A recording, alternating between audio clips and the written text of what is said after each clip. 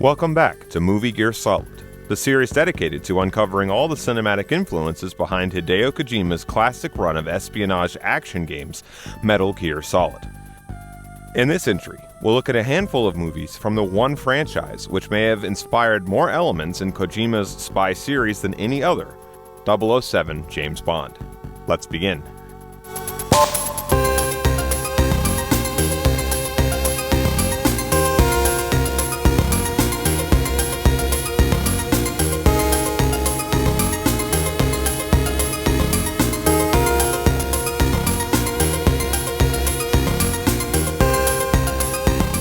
James Bond, created by novelist Ian Fleming, likely needs no introduction.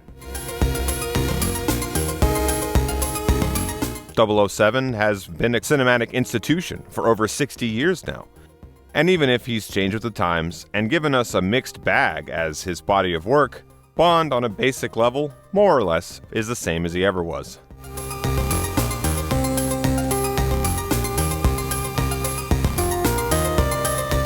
James Bond is the SIS British secret agent, the spy who, alongside alcoholism and sex addiction, fights shadowy cabals bent on world domination and/or destruction in the name of the Queen of England and on behalf of the world. James Bond was created as an amoral Cold War anti-hero. Often the threat Bond fights involves experimental technology, rockets, satellites, or nuclear weapons. The 007 films all follow a fairly familiar structure. Bond movies always start with a cold open, followed by a surreal, borderline comically bombastic title sequence. Then James is briefed on the newest assignment before he embarks on a globe-trotting and exotic adventure.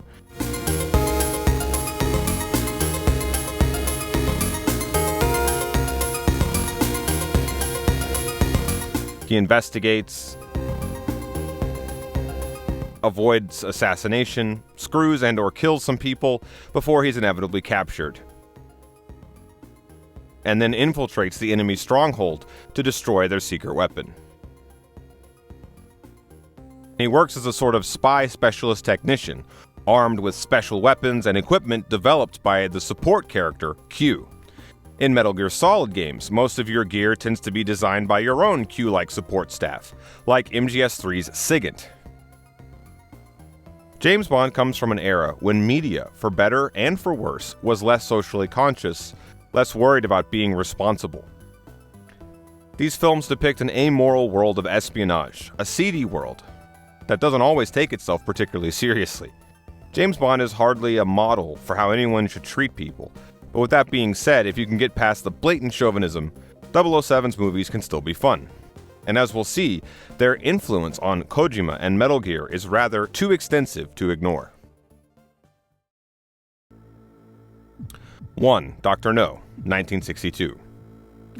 Dr. No, directed by Terrence Young, is the one that started it all, and it remains one of the best in the series. When one of his MI6 compatriots goes MIA in Jamaica, 007 is deployed to investigate the disappearance. Along the way, teaming up with local shell diver Honey Ryder, CIA officer Felix Leiter, and Cayman Islander Quarrel, Bond uncovers and sabotages the psychotic machinations of one Dr. No, a half-German, half-Chinese, metal-fisted mad nuclear scientist, who intends to provoke the superpowers into destroying each other over the space race. The premise of your comrade going missing in the field as the inciting incident to begin the plot is of course how the original Metal Gear begins on the MSX2 back in 1987. Dr. No's depiction of Bond gives us many elements that Kojima would refer back to while creating Big Boss's character in Metal Gear Solid 3.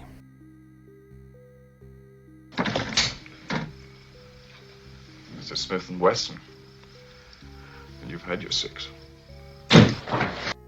In one scene directly referenced by Metal Gear Solid 3, 007 defeats an enemy in Dr. No by counting how many times the assailant pulls the trigger.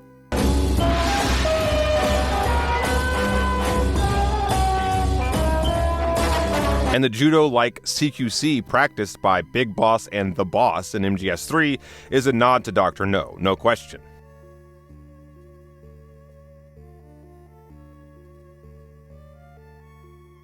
007, like Snake, is a man who wears many hats. He's a field operative, an investigator, and a gigolo.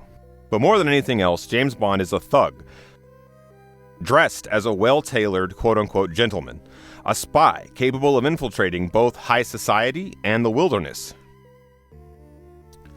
In Dr. No, we see he's just as comfortable flirting at the casino as he is surviving in a swamp and spider-filled lagoon, as fine with jumping into bed with the enemy or potential intel source as he is taking down the enemy tank or sabotaging their reactor.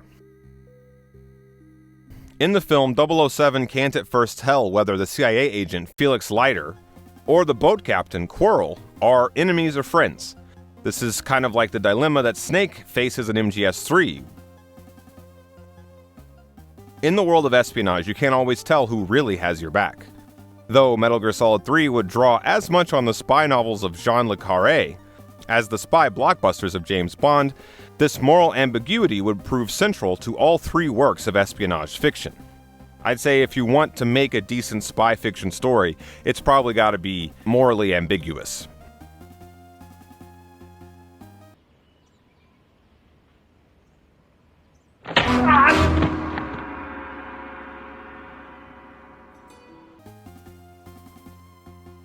Like Snake, Bond has to infiltrate the enemy base at the end under disguise, and sabotage their capability to disrupt the delicate power balance of the Cold War. Like Snake, James sneaks around air vents and crawls around swamps. Many women in Metal Gear Solid sport the knife and bikini look of Honey Rider in this film, and men in Metal Gear Solid with metal hands tend to be, like Dr. No, some form of villain. Meanwhile, Project Mercury from the real-world space race is made part of the plots in Snake Eater and Dr. No. And these are just the basic connections. If you're a big MGS3 head, I really recommend watching Dr. No in its entirety. Well, Dr. No and our next film, 2, From Russia with Love, 1963.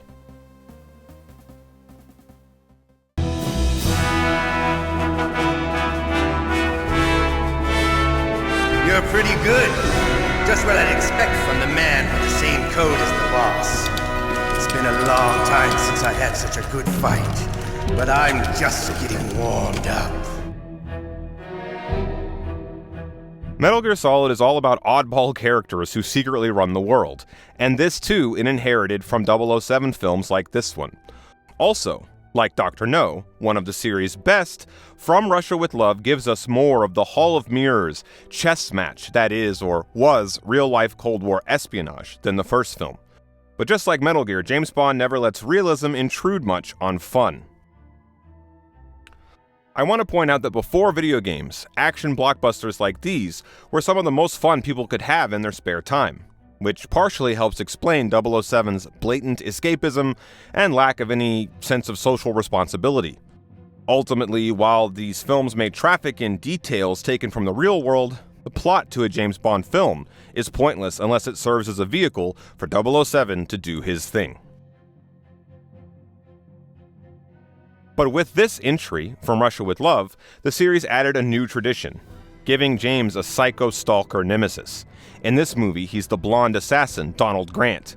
Think here, of course, about the MGS series' own obsessive frenemy, Revolver Ocelot. From Russia fleshes out Dr. No's insidious organization, Spectre, short for Special Executive for Counterintelligence, Terrorism, Revenge, and Extortion. Spectre is obviously the basis for Cypher in Metal Gear Solid. Like Cypher, Spectre intends to worm its way into the intel communities of both superpowers and create a new world order with Spectre at the top. In From Russia with Love, Spectre used Rosa Klebb, their mole inside the Soviet counter-intel outfit Smersh, to trick a Soviet Cypher technician, Tatiana Romanova, into becoming their unwitting mole. You see what I mean? The twists and turns of Kojima's signature espionage series Metal Gear go back in part to 007 films like this one. Pretending to seek defection to the West, Romanova, thinking that she's working for the Soviets' agency Smersh, but really working for Spectre, lures 007 to Istanbul, Turkey, where she promises to sneak a Soviet so-called Lecter cipher machine with her over the Iron Curtain. Like Big Boss in Ground Zeroes, despite deducing it must be some kind of trap, Bond takes the bait anyways, giving Spectre's assassin, Donald Grant, the perfect opportunity to get revenge for the events of Dr. No. But first, ironically, Grant actually saves 007 from afar to make sure he gets a chance to kill him himself. This is echoed in the character Revolver Ocelot in Snake Eater, who wants to save Big Boss to kill for himself. In Metal Gear, as in James Bond, friends become enemies in an instant, and you can never really judge a book just by its cover. Sometimes there's no one you can trust. I should also point out that Tatiana, whose name is directly referenced by MGS3, falls for 007 by the end, much as Eva will for Snake by the time she becomes Big Mamba in MGS4. The face mask from MGS3 is yet another nod to From Russia with Love, where it shows up in some form twice.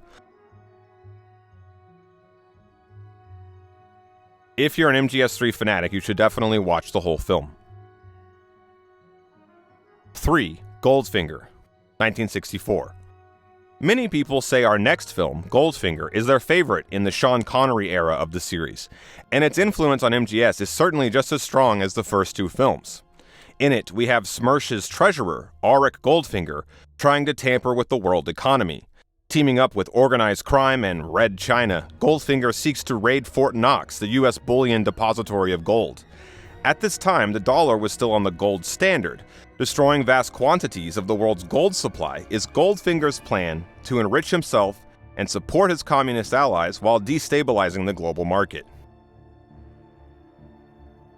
Like Metal Gear Solid would do, James Bond movies blend together things from reality with fantasy. This we see quite clearly in this film's titular, economically minded villain, Goldfinger, and his memorable henchman, Oddjob, who sports a steel-brimmed hat as a weapon. Weird henchmen with peculiar gimmicks would become a fixture of both 007 and its descendant, Metal Gear. Meanwhile, like Goldfinger's money laundering and currency manipulation scheme, the Philosophers in MGS3 hide their secret war chest, their so-called legacy, in secret bank accounts spread all over the world.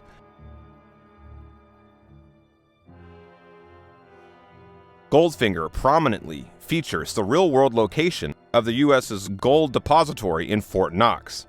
Similarly, the 1971 Bond film, Diamonds Are Forever, takes place almost entirely in Las Vegas. In a similar fashion, scenarios in MGS games like Sons of Liberty or MGS5 would likewise take players on trips to American landmarks, like New York Harbor or even Guantanamo Bay, Cuba. Speaking of torture, Goldfinger features one of the more iconic sequences in the Bond au revoir, when Goldfinger interrogates a captive Bond using an industrial laser.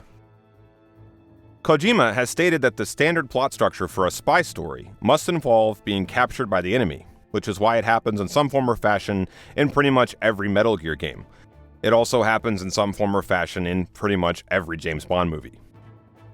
If you've ever wondered why Metal Gear stars a wetsuit-wearing character named Solid Snake, or features a femme fatale, like Pacifica Ocean, just like in James Bond movies, names in Metal Gear can be silly in a kind of a fun way. In Snake's case, it feels like Metal Gear is continuing the bawdy tradition that was fully established by the Bond series here with Goldfinger, with the character named Pussy Galore. As if the name Honey Rider from Dr. No wasn't bad enough. Auric Goldfinger has some kind of weird perverted relationship with gold, which continues the pattern of bizarre and memorably wild villains with apparent psychosexual issues and complexes, which informs so much of Kojima's Metal Gear, and which would be repeated ad nauseum in later James Bond films. I guess I should also point out that buxom characters like Eva, Quiet, and Sniper Wolf in Metal Gear Solid probably all have some basis in characters from James Bond like Pussy Galore. That's to say nothing of Fujiko Mine from beloved anime series and fellow influence on Metal Gear Solid 3 Snake Eater, Lupin III.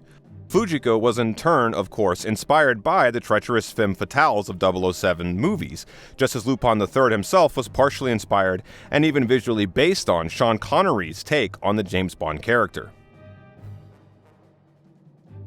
As far as Metal Gear is concerned, we also can't forget from Goldfinger Pussy Galore's Flying Circus, her own miniature unit. who remind me of the groups of look-alike female enemies in Metal Gear you have to take on, like the Haven Troopers in MGS4 or the Camouflage Unit of Skulls in MGS5. 4. Thunderball. One of the more financially successful James Bond pictures, Thunderball is memorable for having a lot of underwater scenes, which call to mind, of course, Solid Snake's amphibious infiltration that begins MGS1, and Raiden's, which begins MGS2. There's also, of course, the eye patch-wearing villain of this film, Spectre's XO, Emilio Largo.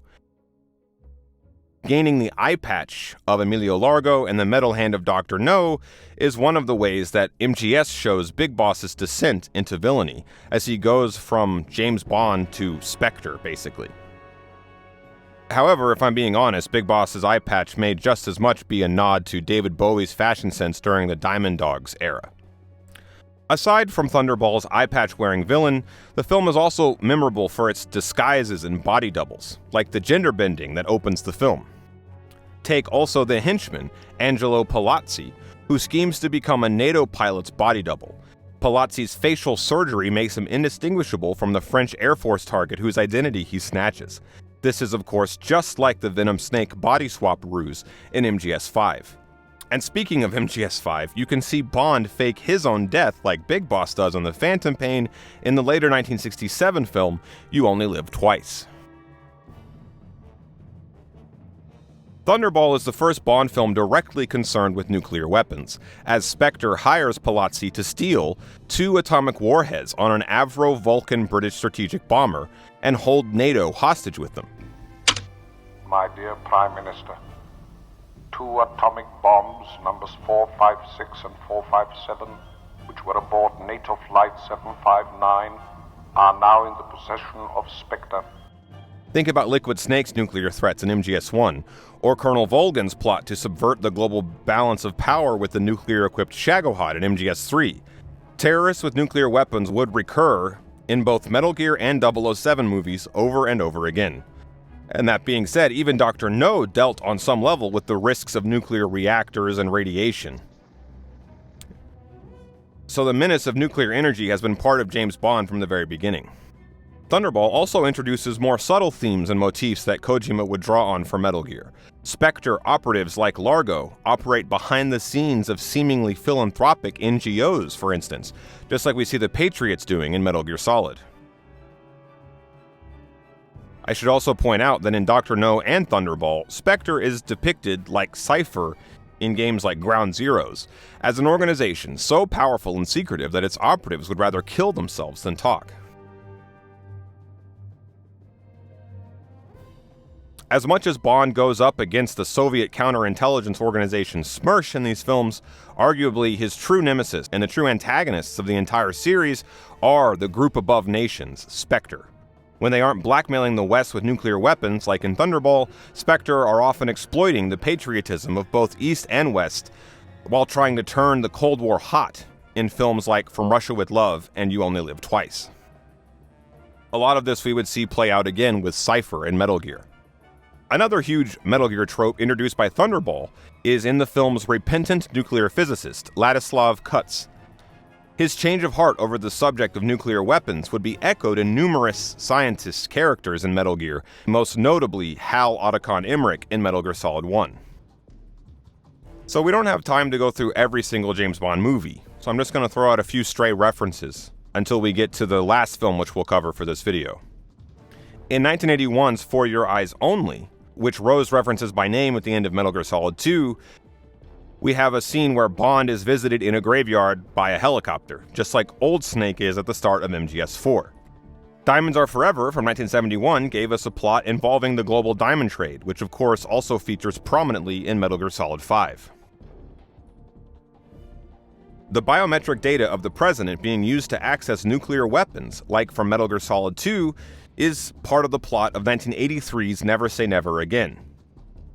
Chase scenes like the kind that traditionally end every Metal Gear Solid game are legion in 007's films, like this one from For Your Eyes Only.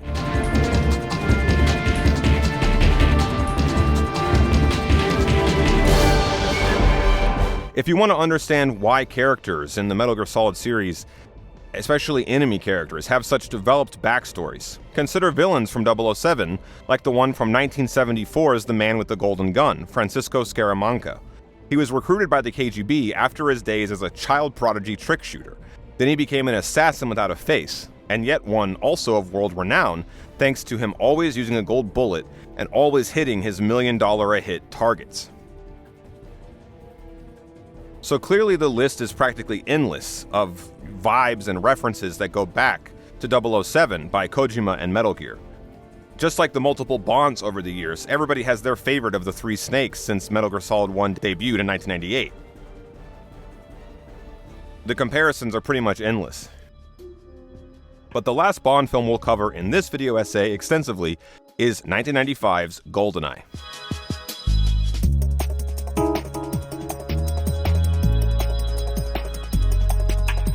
Released in 1995, GoldenEye marked the debut of Pierce Brosnan in the role of James Bond, and was all about 007 trying to figure out his identity in a changing, post-Soviet, post-feminist world. Concerning stateless terrorists who hijack an old Soviet satellite weapon, GoldenEye is probably the best Bond film of the 20th century. And it's also absolutely chock full of Metal Gear stuff. But this is evident even from the cold open, when 007 performs a trapeze act rather similarly to the one that Solid Snake performs at the start of MGS2. This Metal Gear influence is also clear from GoldenEye's villain, 006, a former comrade of Bond who in many ways is similar to Skullface from Metal Gear Solid 5, down even to his horrible scars and matching apocalyptic grudge against the New World Order. 006 seeks to use the former Russian satellite GoldenEye to blackmail billions from the Bank of England and redistribute the funds around the world to disrupt the global status quo. Like Skullface abandoning his former identity following his horrific burns, 006, after his own disfigurement at the start of the film, adopts the nom de guerre Janus, in other words, Two-Face. Janus, this former SIS agent once known as 006, real name Alec Trevelyan, has a grudge not just against 007 for inadvertently causing his defacement at the start of the film, but also against the West going all the way back to World War II. The way GoldenEye complicates its politics using real history, showing that even the good guys sometimes make horrible mistakes, and that some bad guys are coming from more understandable places than others, it's all quintessential MGS.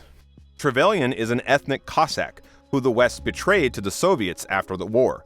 Think about Sniper Wolf, the Kurdish mercenary, whose people, like 006's, were no less betrayed by the empty promises of the West throughout the late 20th century. GoldenEye is all about the post-Soviet New World Order, which of course is the main focus of Metal Gear Solid 1.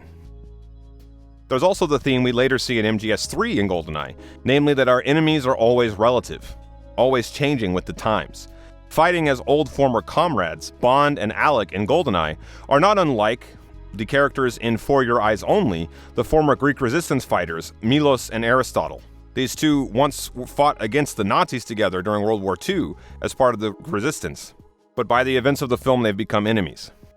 MGS's morally gray universe, morally relative universe, inhabited by friends who become enemies overnight, it's all something that Metal Gear inherited from James Bond. At least in part. After all, Solid Snake and Liquid both fought on the same side during Operation Desert Storm. Just like 006 and 007, or other characters from this universe, the twin snakes are the perfect match for each other, which is what makes their fight in Metal Gear Solid all the more exciting. The post-Cold War information age is actually also a prominent theme in GoldenEye, as it is in MGS1, but to a much greater extent MGS2. The power of computers, hackers, and IT we see on full display in GoldenEye, and it's something that deeply informs Sons of Liberty, and even later MGS games like Guns of the Patriots. Bond in GoldenEye starts to do things for himself, not just for Queen and Country. This is echoed in the character arc of Big Boss, who goes from American Special Forces operative to leading his own stateless force in Peace Walker, MSF. The speech Big Boss gives at the end of Peace Walker is reminiscent of a line by 007 near the end of the film, where he says what he does for himself. Another thing we see in GoldenEye is that Bond is a relic who's actually out of touch with the values of the post-Soviet age. And I think we get this in some form also in the character Old Snake in Metal Gear Solid 4, albeit much more literally. Remember the EMMA Pulse part of the plot in Metal Gear Solid 2? Or, of course, that cute hacker girl EE? Or the involvement in Olga's storyline of the Russian mob? All of these elements from Metal Gear Solid 2 are direct nods to GoldenEye, as is the stealth helicopter we see in the game, the Kasatka Killer Whale. A similar gunship with the same electronic warfare capabilities plays an important role in GoldenEye. The film takes its name from that former Soviet satellite, which doubles as a nuclear weapon capable of an EMP blast, triggering a blackout like the Compton effect that's mentioned in Sons of Liberty. And then, of course, there is GoldenEye's other memorable villain, the sadist, Xenia Onatop. She feels right out of a classic Kojima game, or maybe that's more properly the other way around. Clearly, the influence of the James Bond franchise on Hideo Kojima and Metal Gear couldn't be clearer. If you guys like this video, I'll do a follow-up with even more references to 007 in Metal Gear Solid. Bond films tend to be a bit antiquated nowadays, but damn if they aren't still a hell of a lot of fun. Until next time, boss.